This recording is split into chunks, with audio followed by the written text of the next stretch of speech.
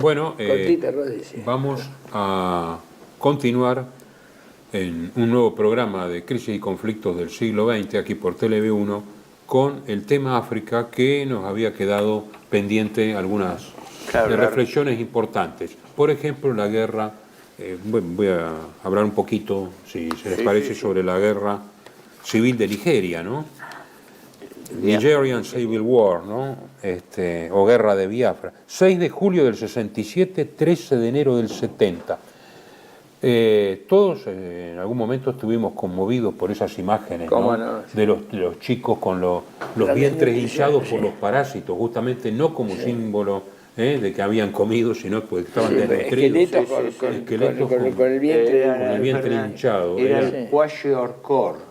Kwashiorkor era la enfermedad de debilitamiento que le producía el hinchamiento del estómago. Claro, hinchamiento y con parásitos, ¿no? Parásitos, además, ¿qué te parece? Y es un conflicto armado bien definido como político-étnico, con un trasfondo económico importante, porque lo que era uranio y tierras raras, luego se va a llamar en el Congo, acá era el petróleo.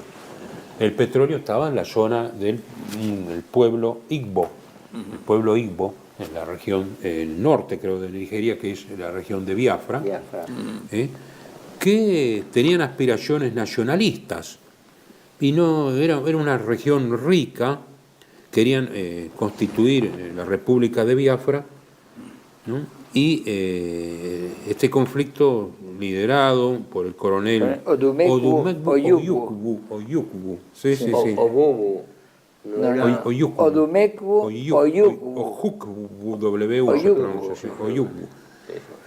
Había tensiones políticas, económicas y sobre todo étnicas, culturales y religiosas. Sí. Claro, porque los Igbos se llevan de los Yoruba también en términos de cultura y religión. Sí, los Igbos eran cristianos, mientras los Yoruba musulmanes. Sí, exacto. Y entraba justamente en un conflicto en esa etapa de la Guerra Portugal Fría. le dio apoyo a Biafra, es curioso, ¿no? Portugal apoyó a Biafra, Portugal y el Vaticano apoyaron a Biafra. Sí, pero claro, y yo creo que el espiritual. apoyo militar se lo daba a Francia también. Israel le dio apoyo. ¿Ah, sí? No sabía. No sé que le dio Portugal. Apoyo logístico y respaldo. Israel, Francia, Sudáfrica, Rhodesia, China, España y Portugal. Ah, ¿viste? Sí. Por el tema también, Israel porque combatían contra musulmanes, es el 67, es plena guerra en Sinaí, ¿no? China porque quería mediar entre las dos grandes potencias, ya apuntaba al continente. Bueno, España y Portugal también por razones religiosas y por estas piadosas, por así decirlo. Porque, eso fue España. Porque, ojo, el respaldo que había vuelos directos de Lisboa ¿cómo se llama? A Biafra, había vuelos directos de Lisboa a Biafra con armamento. El gobierno nigeriano tuvo apoyo aéreo de Egipto, de Gamal Abdel Nasser. ¿Por qué? Yakubu Gowon era el presidente de Nigeria. ¿Por Nigeria por qué? Porque era musulmán. O sea, aquí ellos entraron como jamón del sagüey en un conflicto mucho más grande. A pesar de que el presidente no era musulmán. Aclaremos esto. El contexto de esto fue el descubrimiento, el boom del petróleo que se descubrió en el área costera de Biafra. Claro, por eso, ¿quiénes apoyan también a Nigeria? Unión Soviética, Reino Unido y Estados Unidos, que son los que se sientan en la mesa. Nigeria, Así que quedó como el jamón del sándwich la pobre población Igbo, que fue muy fácil rodearla y ejercer un bloqueo, porque eran muy valientes, muy tenaces, entonces era muy costoso. La resistencia fue heroica, fue tremenda. Resistió hasta el último. Yo recuerdo, porque esas cosas uno las vivió periodísticamente, no en el lugar, cómo se iba circunscribiendo el perímetro de tal manera de que no podían llegar a abastecimiento porque no tenían enclave costero. Exactamente. ¿no? Que incluso hizo acordar al abastecimiento de puente aéreo de Dien Bien Phu para... Sí, claro. Uno de los puentes aéreos era Lisboa, salían de Lisboa y del sur de Portugal e iban directamente a Biafra. Las instalaciones petroleras de la costa y la famosa ciudad de Port Harcourt, Harcourt, que era de Biaf, ¿no? Pero no había ayuda de las verdaderas flotas, digamos, de las potencias. Indudablemente que querían que se murieran para desocupar el terreno para las petroleras. Eso fue absolutamente cruel, ¿no? Además, los igbos que estaban en otras regiones sufrían unos pogroms terribles. Fue el exterminio deliberado de toda una etnia. A eso me refería yo en el programa pasado, cuando un periodista italiano, pero de nota,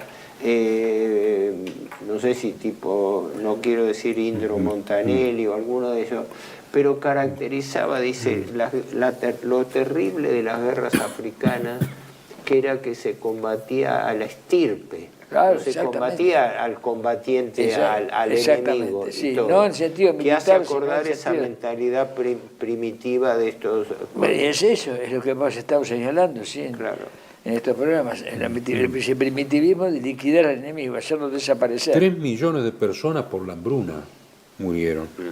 Muertos, heridos, mutilados, porque también estaba todo el tema de las minas antipersonales en la selva.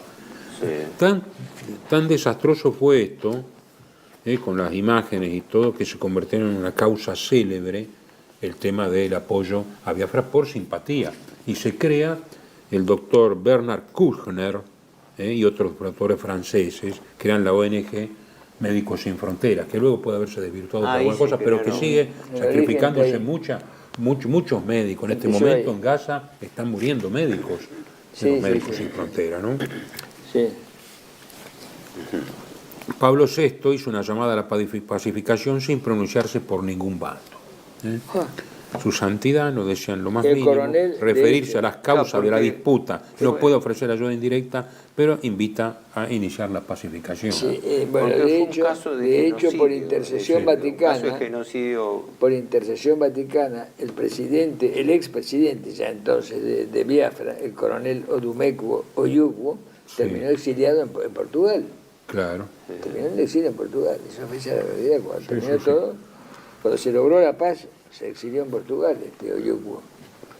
No, el capítulo me hiciste acordar eso porque hoy en día se habla de toda la influencia francesa que quedó en el África Occidental francesa de la costa de Guinea, ¿no?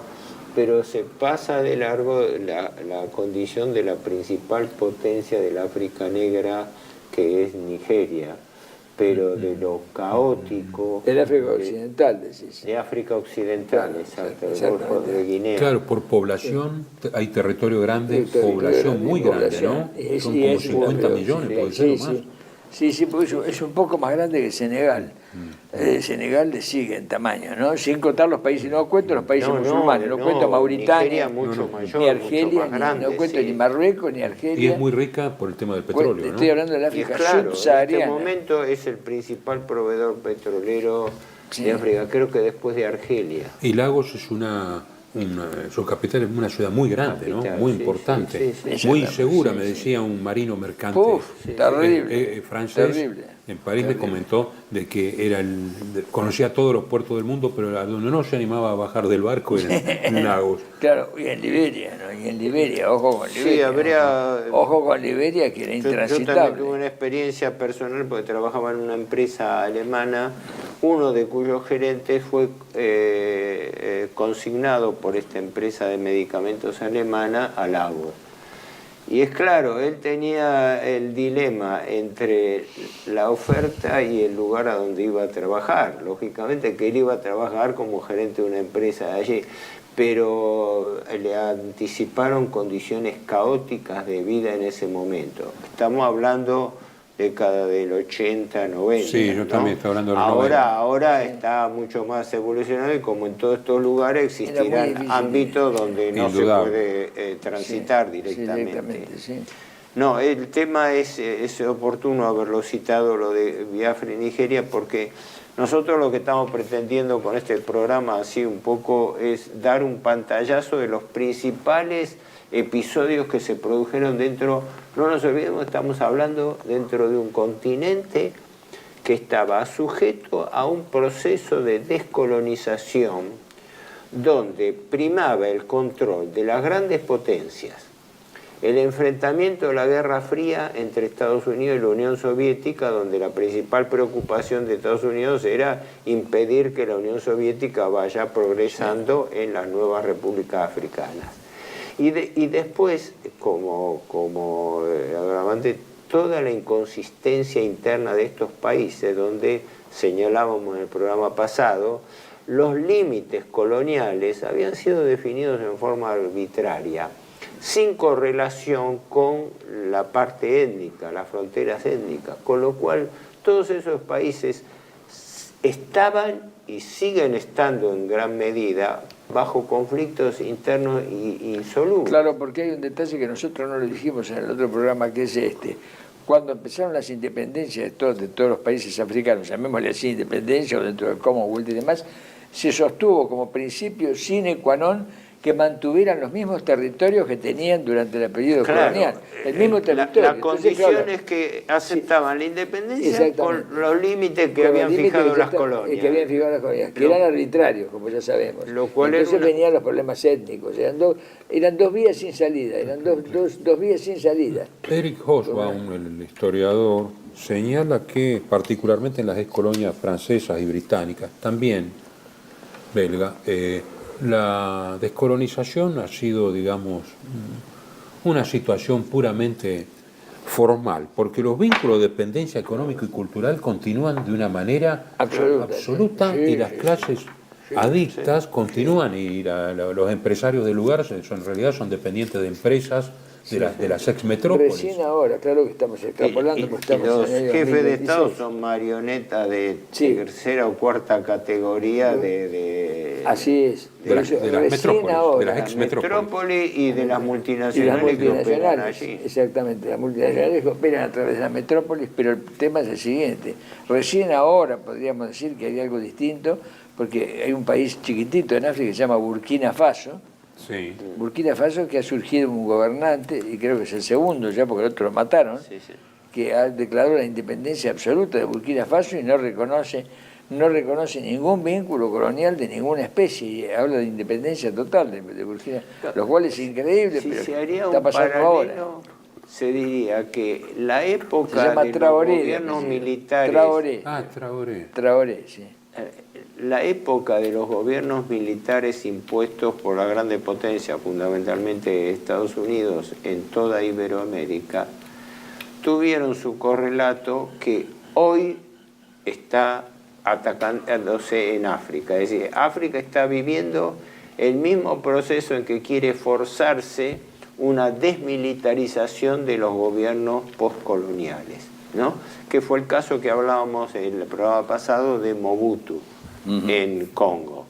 Los norteamericanos impusieron un gobernante que puso ley y orden al servicio de las multinacionales mineras. Sí. ¿No? Y bajo con una corrupción, 5.000 millones de dólares en su cuenta y la gente se seguía muriendo de hambre. Sí.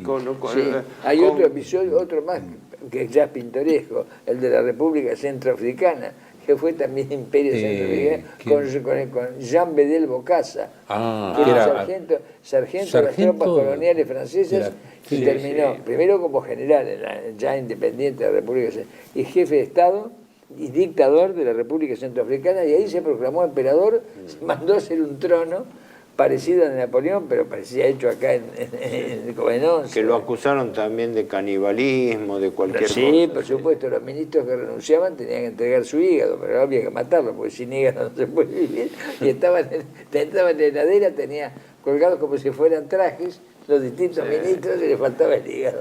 Había 2 o 3 ministros en la heladera. No sé cómo... Es ritualista eso también. Es ritualista, claro. A ver, perdón, por el tiempo, hubo 2 casos para poder... tenemos tiempo de sobra. Tiempo de sobra. Acusados de esto hubo 2. Por lo menos me parece importante tocar 3 faltantes. Uno, el tema Portugal, que se diferencia en cuanto a régimen de colonización. Hemos hablado, ¿no? Pero bueno, portuguesa. Hasta la revolución de los claveles hubo mucha agua que corrió bajo el puente. Después el tema de Rodesia y el tema de Sudáfrica, porque ahí se da una particularidad que no se da tanto, en parte se dio en Kenia, pero ahí se da la existencia de una población ya enraizada, europea, en este caso británica, en el caso de Sudáfrica, británica y holandesa, neerlandesa, que opusieron resistencia. No sé si tenemos que hacer un alto o lo hacemos continuadamente. Podemos hacerlo continuadamente. Bueno, creo que vos igual el tema de Rhodesia lo manejás bien, pero ahí lo único que puedo decir es creo que vos de Rhodesia en realidad lo básico. Lo que tenemos que mencionar como pintoresco son los tres gobernantes, ¿no? Idi Amin de Uganda, Jean Bedel Bokassa, el emperador de la República Centroafricana, sí, por supuesto, y Idi Amin había llegado a ser suboficial o oficial de paracaidista, británico. Sí. Y después el de Ferdinando Macías de Guinea Ecuatorial también, que son los tres que le contaron que se los acusó de canibalismo, y a dos de ellos, Bokassa y Macías, les encontraron los 2 ministros en el freezer, le faltaba el hígado. De Rhodesia podemos apretar el tema. Primero que efectivamente Rhodesia dentro de la organización británica comprendía la llamada Rhodesia del Norte, del Sur y Nyasalandia, de los cuales el tema más conflictivo se presentaba en Rhodesia del Sur, hoy Zimbabue, porque la población británica allí, local, no solamente controlaba la economía del país y sobre todo las tierras, sino también estaba organizada, muy influenciada por lo que estaba ocurriendo en Sudáfrica, porque cuando estalla todo el tema de la campaña internacional contra el segregacionismo en Sudáfrica, el apartheid, resulta que en Rhodesia la cosa era mucho más definida. Sí. Asume el gobierno de Ian Smith, sí, un tal Ian Smith, digamos, sí, así, porque es Smith, pero con una particularidad, que ahí se produce una independencia en rebelión a Gran Bretaña, porque exacto, Gran Bretaña le quería imponer Esa fue una independencia de los colonos, lo de Ian claro, Smith. Fue una rebelión de los colonos, era algo así como decir los criollos contra la metrópoli, exacto, porque estos eran más británicos que los propios británicos, exacto, y defendían su derecho a establecerse allí, y ellos tenían como antecedente que la población, los colonos ingleses de Kenia, en su mayor parte habían tenido que emigrar, mientras que ellos no querían y no lo hicieron. Y se mantuvieron allí de tal manera que lo que ahora es Zimbabue, se mantuvo con una minoría fuerte británica y determinante. Gran Bretaña desconoció, porque era unilateral la independencia en el 65 de Smith, pero descartó la intervención armada, lo que hizo es un boicot. Residencia como en casa, siempre contigo. Es un hogar habilitado en la ciudad de Buenos Aires con más de 30 años de experiencia en el cuidado de adultos mayores. Ubicada en el barrio de Villa Real, en pasaje Francisco Bauzá 2372, casi esquina Tinogasta. Ofrecemos atención personalizada y un ambiente cálido para nuestros abuelos. Contamos con habitaciones premium, con baño privado y TV por cable, menú supervisado por nutricionista, cocina de primera calidad, jardín terraza para el esparcimiento y conectividad para videollamadas y llamadas telefónicas. Además, ofrecemos servicios opcionales como peluquería personalizada y confección de ropa a medida. Comunicate al 11 50 35 15 25. En Como en Casa, el bienestar y la comodidad de nuestros adultos mayores es nuestra prioridad. Los esperamos. Bienvenidos a CEPA, Centro de Estudios del Pensamiento Americano. Nuevo sitio web de cursos de formación en política, filosofía, historia, literatura, geopolítica, religión, psicología y más. Cursos de formación que reflejan el verdadero pensamiento americano. Lo invitamos a elegir el curso de su agrado ingresando en www.cepa.la.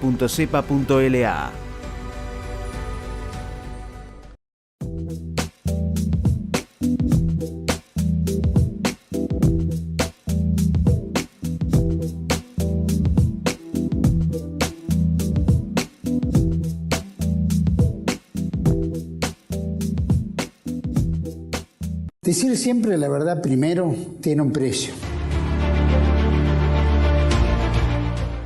Dependemos de tu ayuda. TLV1, toda la verdad primero.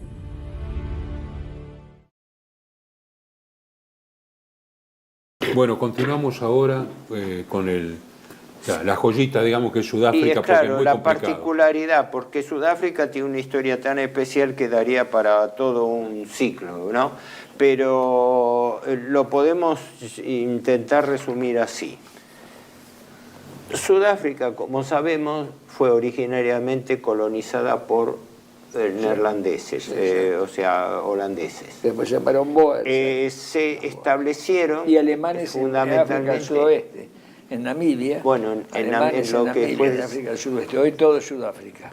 Pero el núcleo de poblamiento se hizo con colonos holandeses que se establecieron y constituyeron dos estados, Transvaal y Orange. Exactamente, ¿no? sí. Estado libre de Orange y Transvaal. Sí, sí. Y la población era tradicionalista, protestante, muy arraigada en principios cristianos, muy de mentalidad tipo cuáquera, tipo cuáquera, así, de mentalidad muy tradicionalista. Y que respetó a las etnias. ¿Cómo? Y respetó a las etnias. Sí, no tuvieron fundamentalmente Bechuanalandia, Suazilandia por los suazis, bechuanas y basutos. Claro, no consta así en balance que hayan tenido conflictos. Incluso hubo una minoría de mixgenización, porque hubo cruza entre muchos trabajadores holandeses y aventureros portuarios que quedaban varados y osentotes, lo cual dio lugar también a una población híbrida, una población mezcla de allí. Ahora, ¿qué ocurre? Y los zulus, no vamos a reiterar la historia, pero hay que tener presente. Primero, la toma que hace Inglaterra de la ciudad del Cabo, que estuvo relacionada justamente con las invasiones inglesas acá en la Argentina. Es decir, se van a cumplir 220 años de eso. Se posicionaron en un punto. Esto repite lo que hablábamos de la regla de expansión del imperio. El imperio sigue a la flota. Y la flota tiene bases puntuales. Claro, la flota es la que establecía el esquema. A raíz de eso se apoderan de la ciudad del Cabo y entran a comienzos del siglo XIX, hasta 1820, entran con la emigración que los holandeses no querían. A raíz de eso hay choques en las ciudades del sur que dan sobre la costa del Índico. Elizabethville, Port Elizabeth y Durban, que Durban es una ciudad británica. Mientras que los holandeses estaban en el interior. Con dos desgracias. Durban, que sí había sido también en algún momento establecimiento portugués, se llamaba Puerto Natal, después se llamó Durban. El nombre antiguo es Puerto Natal. Sí, ¿no? Se fueron creando ciudades, pero el dominio inglés, bueno, ahí el hombre clave fue Cecil Rhodes, porque el proyecto imperial... primero vino del apoderamiento de Rhodesia, que por eso le pusieron en su homenaje Rhodesia. Lo cual indica el carácter, ¿no? Del imperialismo británico. Claro, un empresario que toma un lugar con apoyo de la corona. Correcto. Claro. Pero para hablar de Sudáfrica, en este punto de vista que están señalando ustedes, hay que tener en cuenta que hay tres elementos, los tres políticos de Sudáfrica que dan origen. Uno es Cecil Rhodes, evidentemente, que venía del norte, que era inglés. El otro es, ¿cómo se llama? Lobengula, el cacique Zulu. Y el tercero es Kruger, ¿no? el Boer. Pero por eso, la historia ya histórica nos llevaría un programa, porque lo importante es señalar que Inglaterra se apodera de esos dos estados a través de las dos guerras anglo-boer de entre 1898 y 1903. La primera vez que el imperio es hackeado. Claro, la primera, Gran Bretaña, frente a la resistencia boer encarnizada, tiene que aceptar y reconocer la independencia de los dos estados, Transvaal y Orange. Sí. Pero, como pasa siempre, luego generan un incidente para provocar otra guerra a 1899, que dura hasta 1902, que fue una guerra heroica del pueblo Boer contra la presión inglesa. Los ingleses llegaron a mandar un cuerpo expedicionario de 400.000 hombres. Churchill era boletinero de ese... Sí, hay un libro con todos sus informes al periódico. Lo cuenta. Hay un libro que cuenta estas 3 biografías que mencioné, Rhodes, Kruger y Lovéngula, en el cual está la fotocopia del pedido de captura vivo o muerto del boletinero Winston Churchill.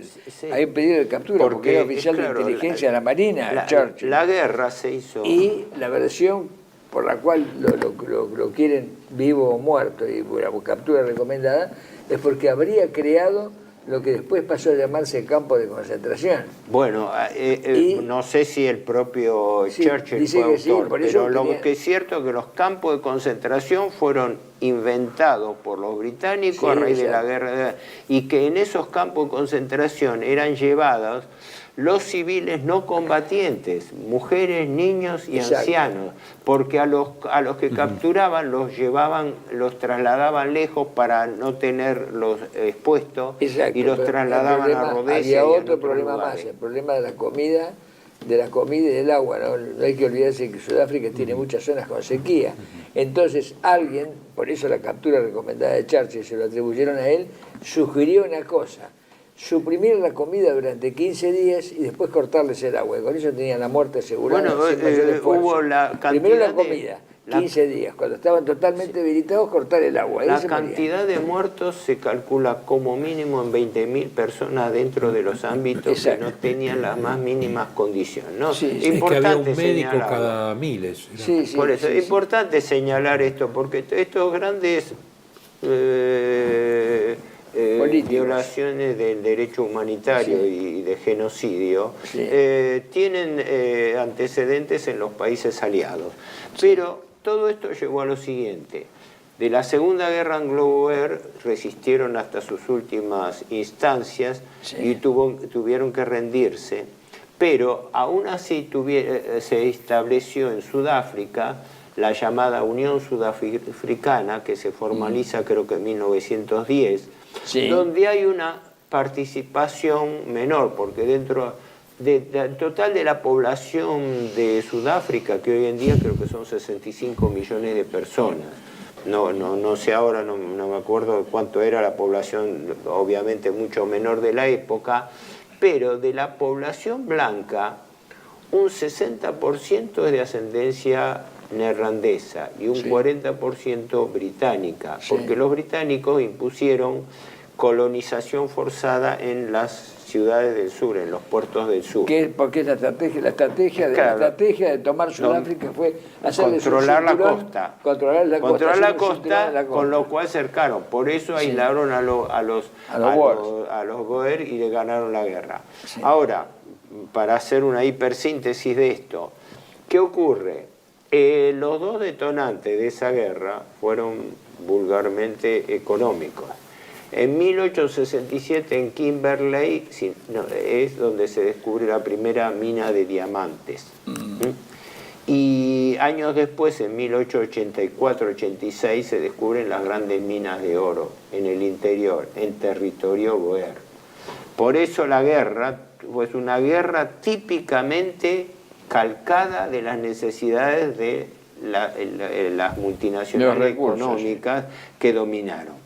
Hoy eso es desembosado, hoy eso es absoluto, ya no es metrópoli. Hoy ya está consolidado y es parte de la estructura de poder permanente. El banco. La metrópoli ha sido reemplazada por un banco. Esta es la realidad. Ahora, hubo un grado de integración en la población blanca, porque el 80% de la población es negra o es mezcla, es mixta. Hay también población india, hay población venida de distintos lugares. Pero las tribus mantuvieron, por lo menos hasta Mandela fue el que hizo la mezcolanza, la mezcolanza que no querían. Los basurtos estaban en un lado, los bechuanas, pero todas por estas eso tribus. hubo tres instancias a cubrir. Sí. La primera fue la constitución de la Unión Sudafricana, Sí, porque sí. registraba como en la práctica como un dominio más británico, pero tenía condición de virtual república, nada más que se le dio la denominación Unión Sudafricana. Exacto, pero una especie de confederación. ¿Por qué? Porque el problema de las etnias no le importaba tanto a los Boers o a los ingleses como a las mismas tribus. Los zulúes querían seguir siendo zulúes, los basurtos... hubo en 1899 una guerra cruel contra los zulúes, que primero la perdieron, después recuperaron. Ahí estaba Lobéngula, bueno, en ese momento era Lobéngula el cacique. Tanto así que se establece una especie de sistema federativo sui generis, porque la capital es Pretoria. El poder legislativo funciona en la ciudad del Cabo. Y el poder judicial en la ciudad de Bloemfontein.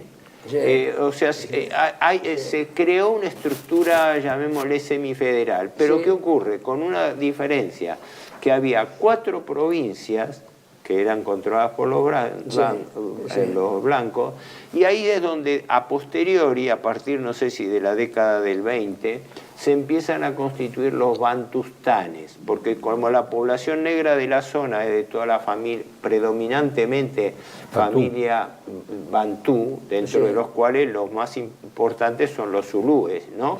Pero la familia étnica son negros del África del Sur, que son los bantúes, ¿no?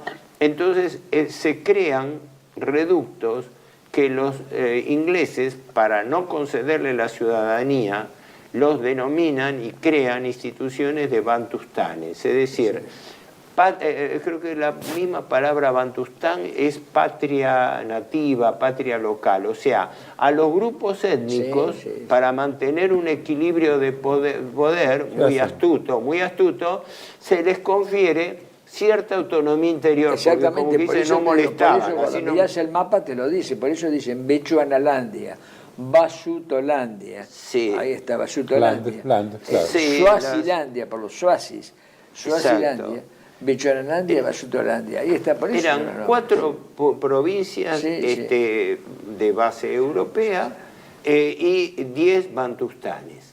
Ese fue el segundo capítulo.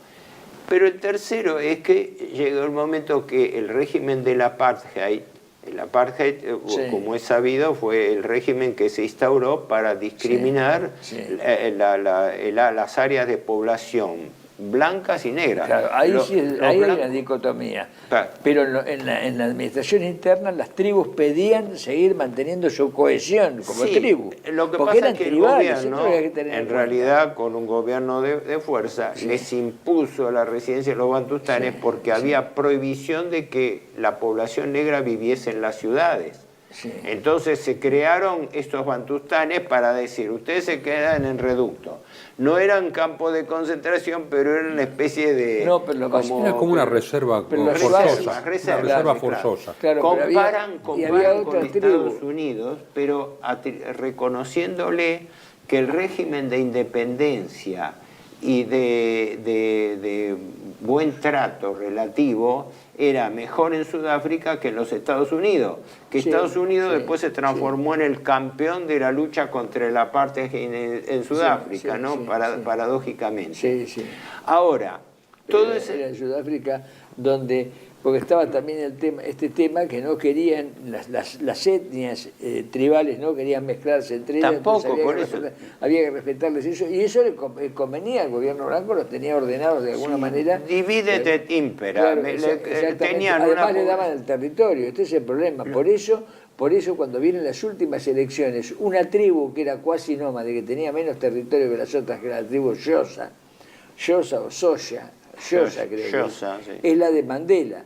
Por eso Mandela propone borrar esas divisiones y mezclar a zulúes con basutos, con suazis, y no quieren. Bueno, ahí voy al tema. La tercera etapa dentro de esto, no nos olvidemos que esto es un proceso de descolonización sui generis, porque venía de un país que era blanco, estaba ocupado por blancos y regido por blancos holandeses, que fue conquistado por Gran Bretaña y que tenía estatuto de república, por lo cual acá no hubo un proceso de independencia. En el año 1960, ya bajo una presión internacional insostenible, el gobierno de Klerk de ese momento apela a Mandela, que yo veo una analogía de Mandela con Jomo Kenyatta, aunque Mandela se tragó 27 años de prisión, sí, eso hay que reconocérselo, pero fue bien preparado. Pero fue preparado para... Y de un modo distinto, porque ya la estrategia cambió. Ahí ya desaparecen las metrópolis. En la última etapa de África, que no hemos llegado porque es posterior, son los años 80 para acá y 90 para acá, se entra en una nueva etapa. Esa nueva etapa, que es, las metrópolis son sustituidas por los centros de las multinacionales y los grandes centros financieros. Entonces los centros financieros se apoderan. La tercera etapa dentro de este proceso justamente lo da eso, que cuando asume Mandela y lleva a cabo un proceso de integración nacional y en forma pacífica, aunque hoy en día Sudáfrica es el país que registra, creo, la mayor criminalidad y descontrol en las ciudades. Pero ¿por qué, Héctor, lo de la unión de las distintas todos los sectores? Porque las multinacionales o a las corporaciones, a los bancos les conviene. Es el grupo Oppenheimer. Todo el proceso, una vez en un libro, no sé si era de Fitzgerald, de Geografía de África, que explica cómo desde la década del 50 el motor de la integración era el grupo el hiperpoderoso que controla el negocio del oro y sobre todo de los diamantes, de la familia Oppenheimer, una familia hipermillonaria judía que controla ese negocio y otros más. Venían pugnando por la integración porque decían que si los negros tenían restricciones de limitación, no se podía generar un país con capacidad de consumo. Y para integrar a la población en una sociedad de consumo había que cambiar el régimen. Cosa que hace al final Mandela, porque Mandela, junto con de Klerk, establecen una nueva constitución que hace desaparecer las provincias como tales y lo mismo que los bantustanes. Y crea los estados blancos, y los bantustanes, y crea lo que existe hoy, 9 provincias donde se han entremezclado las jurisdicciones. Han hecho una simbiosis. Es hijo también del proceso de globalización económica, financiera y de servicios y comunicaciones. Exactamente, porque eso es el proyecto, por eso Mandela es premiado por esto. Fíjense que Mandela no es ni olvidado ni asesinado como Lumumba. Se lo premia y se lo convierte en el primer millonario de África, donde habiendo estado 25 años de prisión dejó una fortuna en el banco, esto salió en el diario, de 2.500 millones de dólares. Esto no es un juicio de valor, es simplemente un análisis de cómo... Pero son datos duros estos, son datos puros y duros. Concluyo esto simplemente. Mandela tiene a su favor el hecho de que pudo manejar una transición pacífica en cuanto a la integración racial y salida del apartheid. Pero es un hombre del establishment, que consolidó que una república que no pasó a un proceso de descolonización, sino de transformación interna, se mantuviese con la estructura de poder de las multinacionales. Sí, señor. Perfecto. Bueno, hasta el próximo.